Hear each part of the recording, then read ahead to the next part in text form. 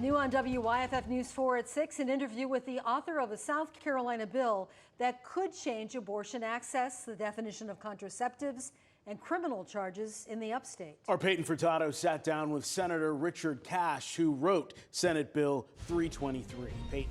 Yeah, good afternoon. Under current law, a contraceptive is anything that prevents ovulation, conception, and implantation of a fertilized egg on the uterine wall.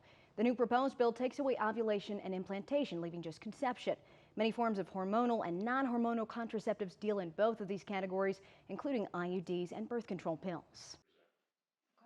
So you've made these changes to a law that's already in place. You've had some amendments here.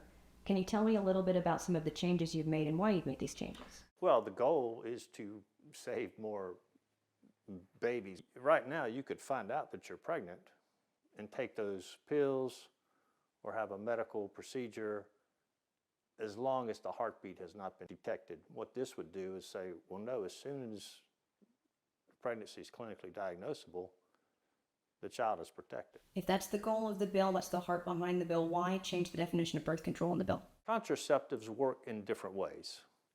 There are barrier contraceptives, like condoms that prevent fertilization.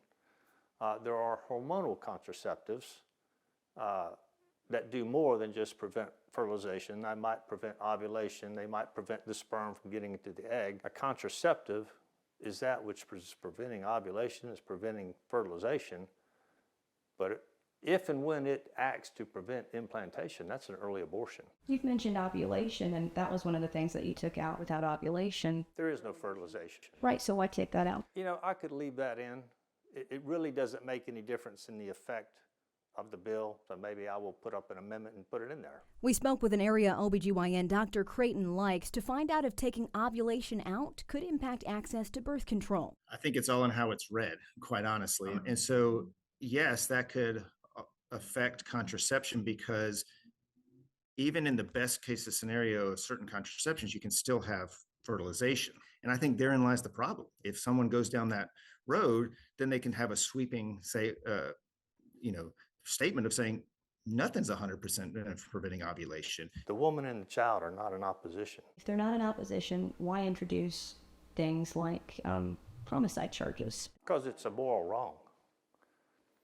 It's wrong to kill an innocent person. You mentioned that someone could be charged or tried as if it's a homicide. In South Carolina, from what I understand, sentences can be a minimum of 30 years up to life in prison, death penalty. There is no death penalty involved in this. One of the things you mentioned in the bill is aiding and abetting. So even sending a link to a website. Would it be a violation of a First Amendment right to be able to charge someone? The bill clearly states that First Amendment rights are protected.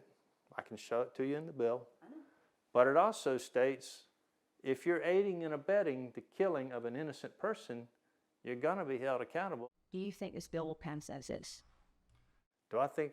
Well, I pray the bill will pass as is. Next steps include any amendments in subcommittee. The bill would also need to be voted on in the Senate and the House. They're not in session right now. Obviously, this is such a long bill, we didn't have time to fit everything in. This bill does take away exemptions for rape, incest, and fetal abnormalities. Later today, we're going to have more details on this bill on WYFF4.com.